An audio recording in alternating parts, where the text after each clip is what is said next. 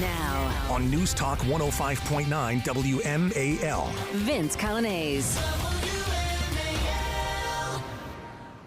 Well, good afternoon to you. 3:06 here in News Talk 105.9 WMAL, where we're making sense of the news. Great to have you with us today. Coming up, Chris Bedford joins us from the Common Sense Society magazine. We'll talk to him about the state of our great country. David Strum is here at 4 o'clock today from Hot Air, and the attorney Harmeet Dillon joins us on a day, on a week, in a month, in a year with so much legal news. She'll join us at 5 o'clock. You can join us at 888-630-9625, 888-630-WMAL. It's the OJ chase again. The helicopter's in the air. Not now in Washington, D.C. Remember, news choppers can't fly inside the Beltway in D.C., so Donald Trump is en route to the White House. The news outlets have settled for vehicles chasing the motorcade. That's how they're doing it today. But as he left Bedminster, New Jersey today, as he got into his plane there in New Jersey, he flew in to Reagan National, landed a short while ago, taxied across the runway. You can see some of the Southwest planes in the background. I'm certain you could, if you were at Reagan National in the last hour, if you just looked out the windows of some of the terminals there, you probably would have seen the plane rolling by with the words Trump on the side of it. Donald Trump has arrived for his third arraignment.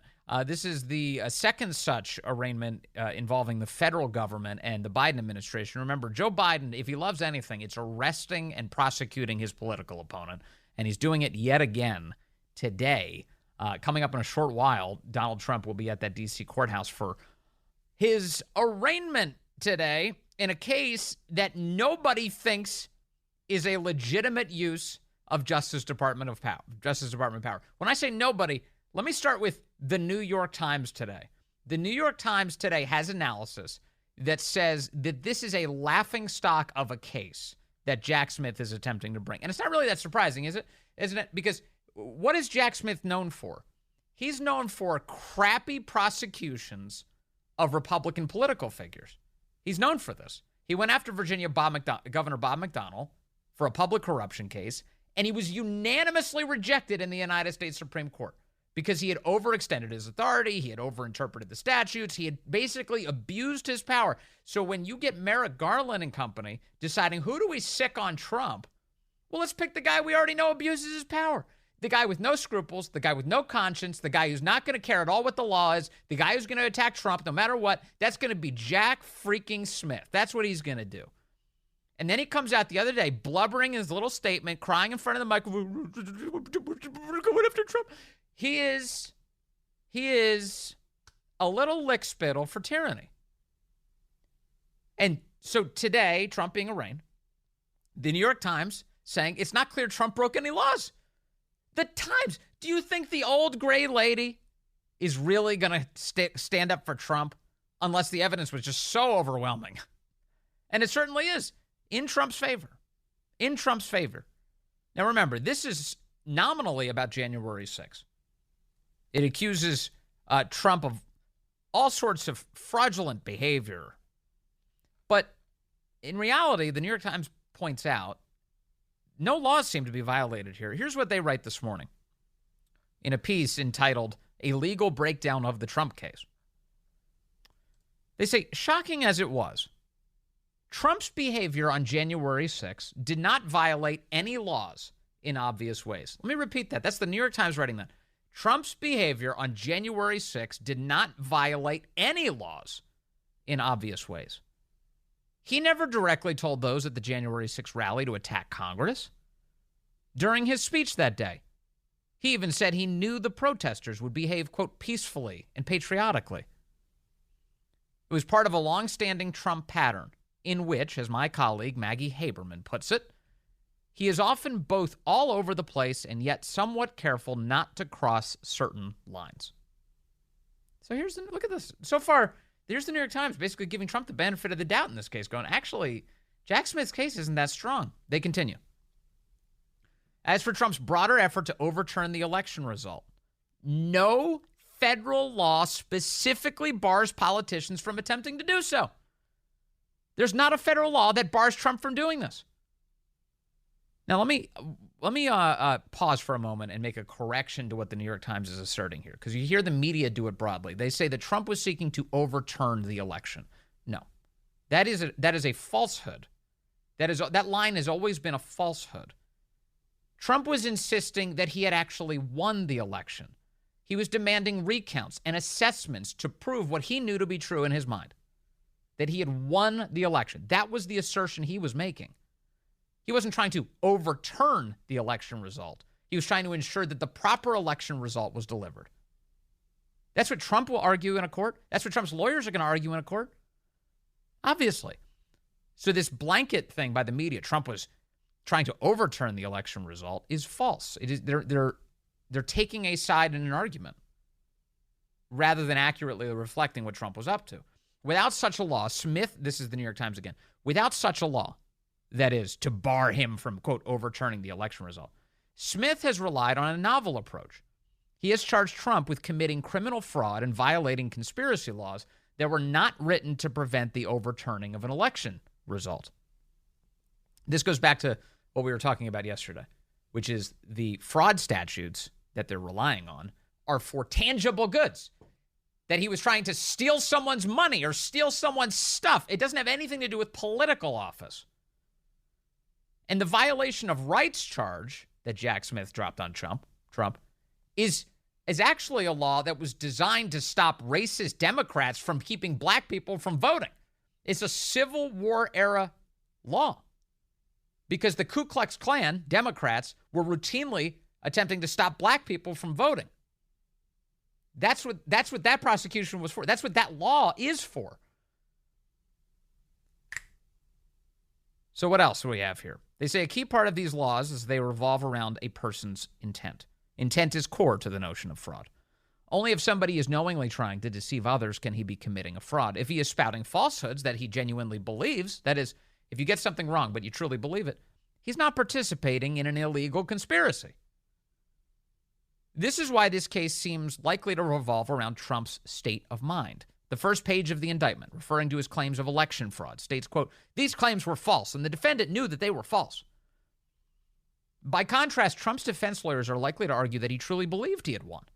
By airing his honest views, the lawyers will explain, he was exercising his right to free speech. The Times' Michael Schmidt and Maggie Haberman write. Legal experts are divided over the strength of the evidence on intent that Smith has presented. Some experts consider it strong, noting that the indictment cites repeated examples of White House aides and state officials telling Trump that he lost. But other legal analysts are more dubious because there is no testimony or recording in which Trump himself acknowledges the reality of his election loss. All right, so if this is about Trump's state of mind, you can't rely on the words of other people telling Trump what to think. That doesn't resolve the state of mind question. So somebody on the outside, person A, is like, "Hey, Donald Trump, you lost the election. I am telling you, I know for a fact you lost the election." That doesn't tell you Trump's state of mind. That tells you the state of mind of person A. And they say here that there is no evidence in this indictment of any word or any statement or any piece of paper where Trump, quote, acknowledges the reality of his election loss. They don't have anything like that. So what is this? Let me go on, and then I've got more for you. For now, you can think of the new charges as being both more important and less solid than Trump's previous federal indictment, which involved his refusal to return classified documents. Even that is dubious, of course. In the latest case, he was subverting the very foundation of democracy, the Times whines, the peaceful transfer of power after an election, yet it remains unclear whether he broke any specific law when he tried to do so. The most straightforward punishment, impeachment, conviction, and a ban on future office, was one that only Congress could have imposed. And congressional Republicans prevented that from happening. So that's really where they end on their analysis here. But that last point is also correct, that in resolving these types of political disputes, the founders envisioned a way to do that. It is the impeachment of a president of the United States. The House voted to impeach. The Senate voted to acquit. The process worked. The American people's representatives exercised their judgment over these very questions already. But guess what? Democracy is not good enough for the Biden administration. They don't respect the republic. They don't care that the people's representatives already rendered a judgment on this. Screw them. We're going to have a tyrannical executive branch attack on the top political opponent for Joe Biden. That's what we're experiencing now. And let me emphasize something else here. You know, Biden has said on a routine basis that he has nothing to do with this. He's not a part of this at all.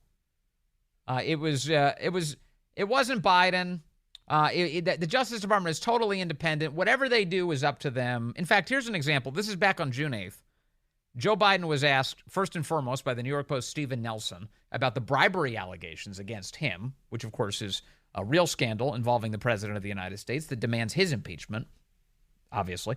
He's asked about the bribery allegations. He says, that's a bunch of malarkey. And then he's asked about the Justice Department prosecuting Trump. And he says, baby, they are independent from me. The bribery allegation, Congresswoman Nancy Mace says there's damning evidence in the FBI file that you sold out the country. Do you have a response to the congressional Republicans? Where's the money? I'm joking. Mr. President, It's a bunch of malarkey. Mr. President, what do you say to Americans to convince them that they should trust the independence and fairness of the Justice Department when your predecessor, Donald Trump, repeatedly attacks it? Because you notice, I have never once, not one single time, suggested to the Justice Department what they should do or not do relative to bringing a charge or not bringing a charge. I'm honest. Well, of course, you know that last statement, those last two words, three technically, I'm honest, false. He is not honest. His entire career has been defined by lying. Lying about his place in school, lying about the speeches he gives, lying about the money that's flowing to his family, lying about his health, lying Joe Biden. That's been his entire career, not just the most senile part of it. And on this point of, I've never tried to influence the Justice Department's decisions related to Donald Trump. Oh, is that true?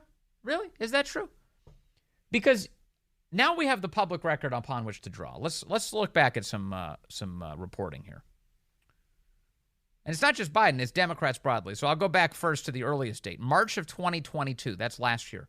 CNN reports the following, quote, Democrats are increasingly worried that Garland will let the former president go unpunished. Democrats, these are Democrat leaders, are worried that Merrick Garland won't do their bidding. June of 2022, last year, Politico reports, House Democrats are, quote, upping the pressure on Merrick Garland to prosecute Donald Trump. Well, I'm sorry, why would they be involved in this at all? I thought the Justice Department was independent. Why would partisan Democrats be involved in browbeating the Justice Department into spearing their political opponent? And then here's this. You want to talk about Joe Biden? Fine. New York Times this year, March of 2023, quote, in the past, Mr. Biden privately told his close circle of advisors that Mr. Trump posed a threat to democracy and should be prosecuted for his role in the events of January 6th, according to two people familiar with his comments. Not anybody else's, Joe's. Joe wants the Justice Department to prosecute Trump for January 6th. This was March of this year that this was reported, which, by the way, predates the audio you just heard of Biden in June insisting that he's honest. What they should do or not do relative to bringing a charge or not bringing a charge. I'm honest. I'm honest. He says, I'm honest. He also told confidants he wants Attorney General Merrick Garland to stop acting like a ponderous judge and to take decisive action. That is, do it now. Do it now. So he's lying even about this. He lies about everything. Joe Biden, is that even your real name? He's lying about everything. He's been placing pressure on the Justice Department. He's been demanding the prosecution of Donald Trump. All of his allies in Congress have been demanding the same. All of his allies across all of the left-wing cable networks have been demanding the same. Earlier this week, we heard from Chris Hayes on MSNBC saying, why didn't this happen before? He was confused. Why didn't it happen last year? And the answer, Chris, is because we are in the heat of the beginnings here of the 2024 election. Joe Biden is in the midst of the scandal that is set to bring down his presidency. And what they need right now is a distraction and an attack on his political opponent. Or as Nancy Pelosi calls it, the wrap-up smear. And they're doing it to him now. Donald Trump has just arrived at the D.C. courthouse for his arraignment today, yet again, at the hands of a Biden administration that is using your money to wage campaign warfare on his top political opponent. It is 3:22 now. Washington's best way to wake up. O'Connor and Company with Larry O'Connor. Weekday mornings from 5 to 9 on WMAL. You know, one other, I think, super important detail I'd like to share with you. John Eastman, who is believed to be co-conspirator to an unindicted co-conspirator today, told Charlie Kirk in the last 24 hours, he reminded him that the First Amendment isn't just freedom of speech. Remember, the First Amendment also includes a carve-out for the redress of grievances. The redress of grievances to the government. Meaning, if Donald Trump is saying, I believe I won this election, I would like to use the proper channels to say that, he has every right to do that. It's codified. It is found, enshrined in the First Amendment, not just in the form of freedom of speech, but also he has the right to petition his government. He has the right for a redress of grievances. This is all built into the Constitution. It's the same thing, by the way, for Joe Biden's impeachment. Remember, high crimes and misdemeanors, yes, that's there. That gets debated all the time. But bribery is another one of the words. You can be impeached for bribery. And that's an open and shut case, isn't it, for the Biden family? Open and shut. So you got to pay attention not just to parts of the Constitution, but the whole thing. Let me take Sam in Alexandria, line 2. Sam, good afternoon. You're on the Vince Coglianese Show. Hey, good afternoon, Vince. One thing that as I told your call screener, I did not stay in Holiday Inn Express last night, but I do think that I would have sufficient lawyerly skills to throttle the prosecution on these charges. Yeah, I mean, if you got the New York Times on your side and you're Donald Trump, that's about as a clear picture as any that this is a crappy case designed just to smear him. That's what we're witnessing today. Sam, thank you. Yeah. No, I didn't stay at a Holiday Inn Express last night either. I'll have to try that again sometime, see if I get anything out of it. All right, hold tight. Chris Bedford is joining us minutes away. We'll talk about the state of our country and what it's going to take to get it back on track. News Talk 105.9 WMAL. Making sense of the news. Good afternoon to you. 3:35 here, News Talk 105.9 WMAL, where we're making sense of the news. Coming up, David Strom will be with us from Hot Air. And then Harmeet Dillon, the attorney, is going to join us at 5 o'clock. You can join us at 888-630-9625, 888-630-WMAL. Donald Trump is currently at the courthouse here in Washington, D.C. for the Biden administration's arraignment of him. And, the argument that his legal team is now making to reporters in front of the courthouse is, it just sounds a lot like the one I made last night when I was on a special report on the Fox News Channel, saying, look at all of the timing here. The timing, every time you get brand new information on Joe Biden's corruption, on the scandals plaguing his presidency, on the terrible news for the Biden White House, every time that news comes out, you get another indictment or superseding indictment that drops. Every single time. In fact, let me see if I can share some. This is obviously very self-indulgent, but let me just share this audio for you, and I'll tell you ahead of time. I told you yesterday. I cited him a bunch. Greg Price is the one who stitched all of this together recently, and a lot of people in the media, conservative media, have been relying on this. But it's a great recitation of the facts here. Here is the summary.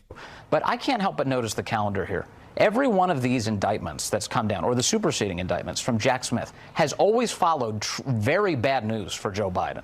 Whether it is the bribery allegation contained in the FBI's FD 1023 form, the next day the Mar-a-Lago indictments dropped, or perhaps it's the collapse of the plea deal for Hunter Biden in that courtroom. The next day, the superseding indictment is dropped. And then this week, we get Devin Archer's testimony about Hunter Biden and the Biden family's finances. The next day, you get the January 6th case. It's always the next day. And I think people look at that and go, well, that can't be a coincidence.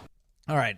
So, yeah, that's what I had to say last night. That's what Trump's lawyers are saying right now. We'll bring you updates as they arrive. In the meantime, I want to bring in my good friend and a smart man, Chris Bedford. He's executive editor of the Common Sense Society magazine, and he joins us on the phone right now. Hello, Chris. Good to have you back. It's great to be back. What is going on in our country right now? It does seem so out of control, but it strikes me that more people are waking up to just how out of control it is. You know, I think that's somewhat true. I'm down here right now calling in from South Carolina, where I'm at a Common Sense Society conference, and one of the speakers this morning pointed out a strange thing for you to hear at kind of a conference that's concerned where the country is. He talked about the blessings of the transgender issue, and that seems strange. What are you talking about? But his point was that parents are looking at this thing, the social contagion. This is just one example of what's going on in the country.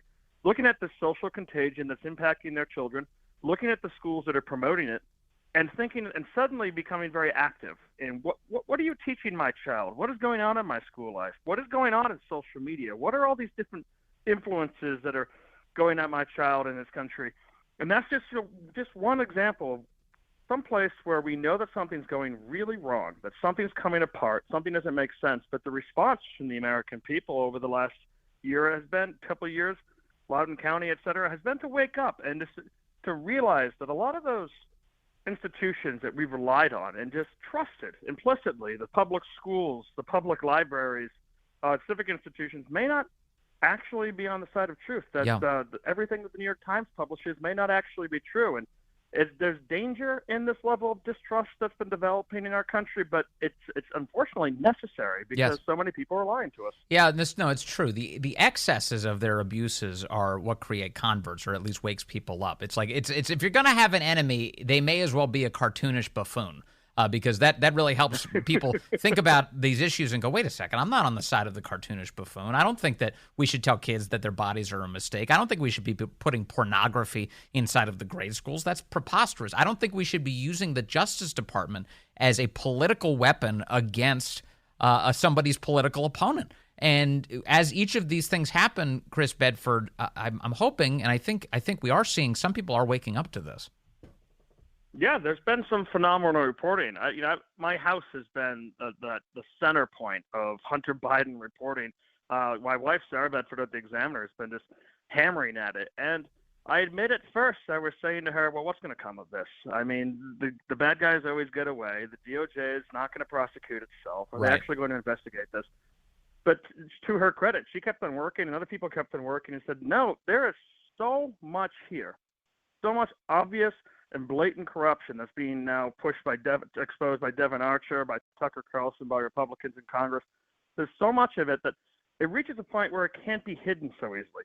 Now, they're still trying to hide it. Axios had a somewhat self-aware article earlier today that says news of the latest Trump indictment overshadows the Biden corruption scandal.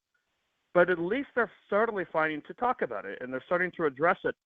And they're even talking about it in the morning shows. During the election, the first news people even heard about Hunter Biden's problems was basically after the election, and that was trying to call it Russian disinformation. Now it's becoming more and more difficult to ignore, but they're still trying to obfuscate the facts. Yes. Do you get the sense that, so forget the left for a moment, because a lot of the people, especially the people who are on the media and the left, are just flatly dishonest and constantly spinning these things in ways to make excuses for Biden and to imprison their political opponent, Donald Trump. But people on the right, if you and I had this conversation, say, 4 or 5 years ago about the Justice Department and an indictment and a charge was being dropped, I would say that by and large, most people on the right, conservatives in the media and politics, would have been much more likely to give them the benefit of the doubt. Like, look, there's been some weird behavior here. Not sure what it is, but by and large, you've got people you can trust in the Justice Department. They go through this evidence. They can't just bring an indictment for no reason. I think people were more credulous about their behavior. Now, I'm seeing people that I think of as kind of mainstream conservative commentators coming out and going, I don't trust these guys. Do you see that change? Yes, completely. And it's been a learned behavior, a painful lesson learned over and over again. I thought it was wild the last time when they raided Mar-a-Lago, for example. And previous attempts to undermine Trump or to call him a Russian agent, there's been a lot of, well, let's wait and see. There's got to be something here. Right. We trust the organs of American intelligence. And it was just a couple people out there, maybe us, Chuck Ross, Molly Hemingway, saying, hey, there's something really rotten in Russiagate. And then it later all turned out to be completely false. None of it was true. But by the time they raided Mar-a-Lago, you had kind of normie Republican senators recording videos that very night condemning the FBI for this overreach, condemning the state for this overreach.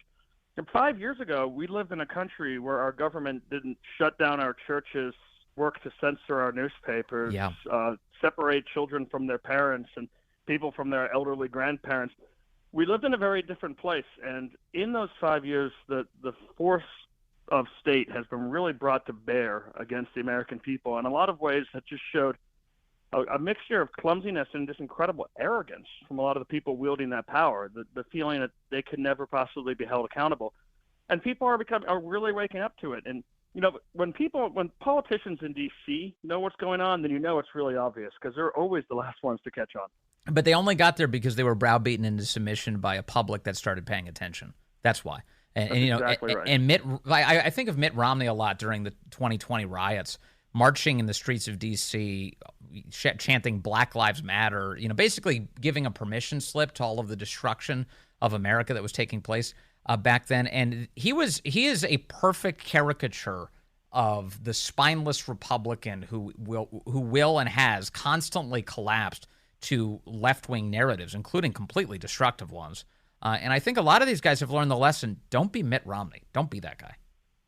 And I'd like a little self-reflection from Mitt Romney. Remember when he voted to impeach President Trump because President Trump had said, I think there's some corruption going on with with Joe Biden in Ukraine? What's going on over there? Well, it turned out there was. And I wonder, now we know that. We know that Hunter Biden was involved, and we have a lot of evidence that his father was as well. This was a family business. I wonder, does Mitt Romney regret his vote? Has he had even a moment of self-reflection on this, that he went along with something that was so brazenly false?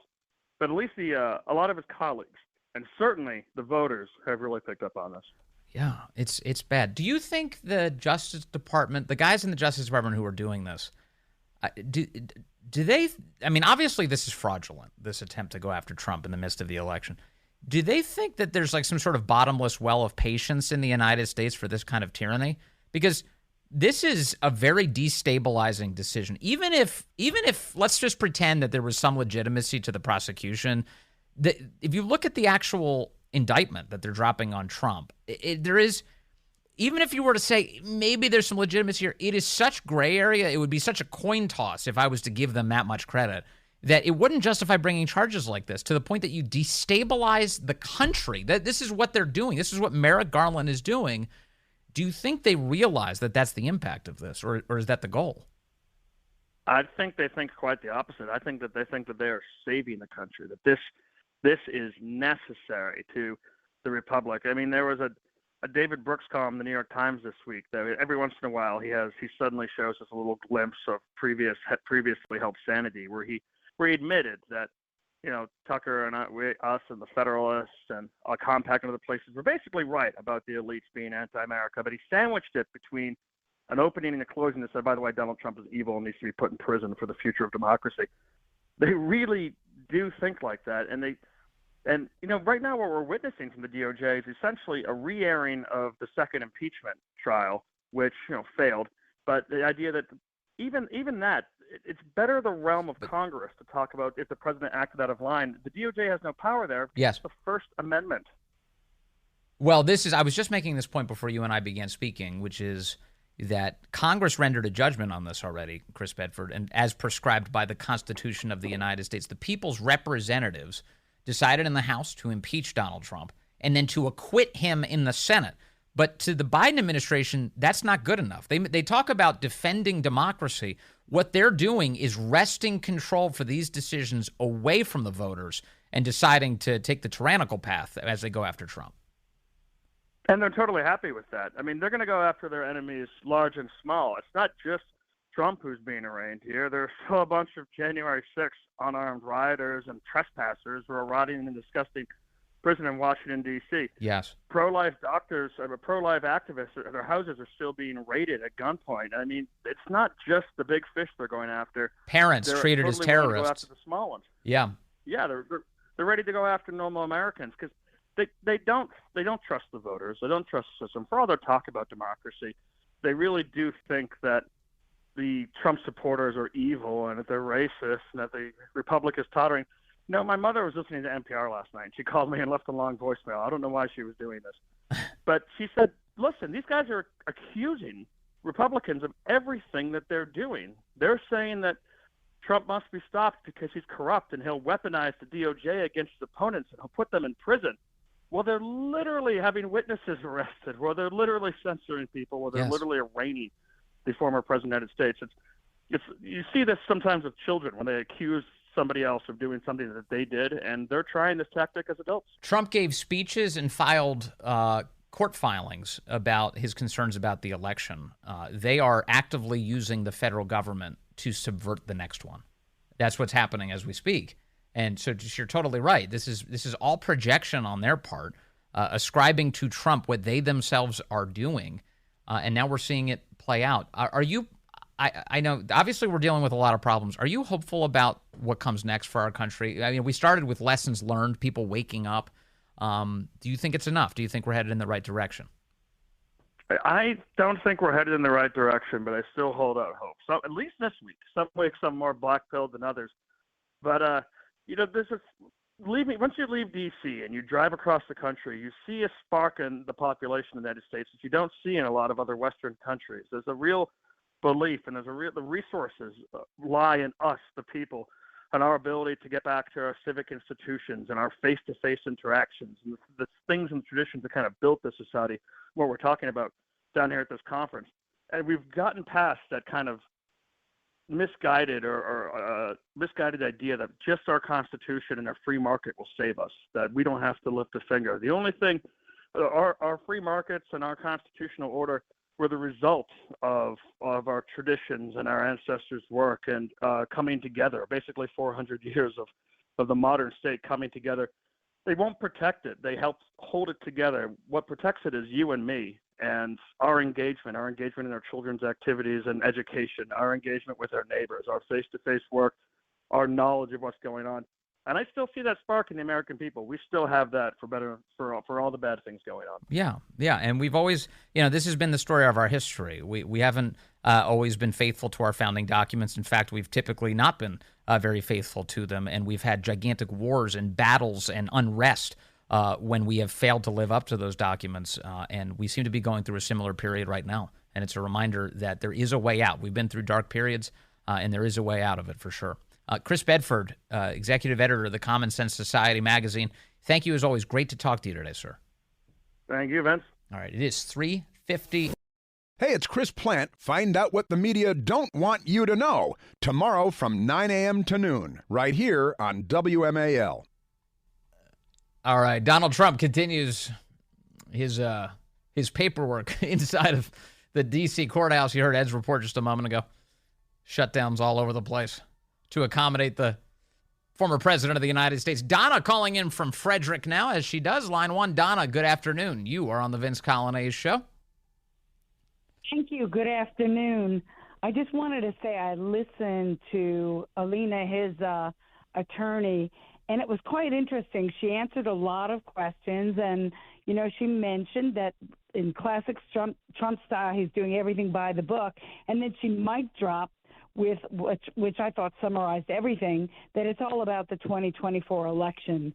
And I want to say to people out there on our side who are dooming out, now's not the time to do that. Now's the time to get in, dig in your heels, pay close attention, take a deep dive into what's actually going on. You'd be surprised how much pro-America research is being done, and if we engage in our communities and even in the simplest way, what we can do to make this situation better.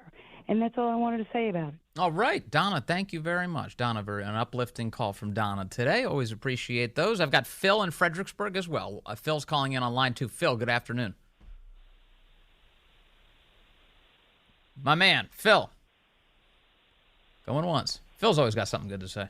You hear the ad with Phil in it on the radio station? Sometimes we have run ads for WMAL, and it's like Phil just screaming about how great the station is. And And I enthusiastically agree. I also scream about how great the station is. Thank you, Phil, for your many calls. But that call just dropped off. That's okay. You heard Donna mention that Alina Habba, which I've always, is it okay to say that I think that name's amusing? Habba. she's a cute woman. She's very nice. She was wearing a nice dress with a lot of, shall we say, como se dice, décolletage today as she was giving the address. But she was speaking to the press, and they were all just sitting there all slack-jawed as she's explaining that Trump is innocent. Alina Habba. Habba is her last name. Is that intentional? Did she do that? All right, stand by. I've got a lot more coming for you. David Strom is coming up. Harmeet Dillon is coming up. And I've got information from Devin Archer's testimony this week to the House Oversight Committee. You don't want to miss it. News Talk 105.9 WMAL. Making sense of the news.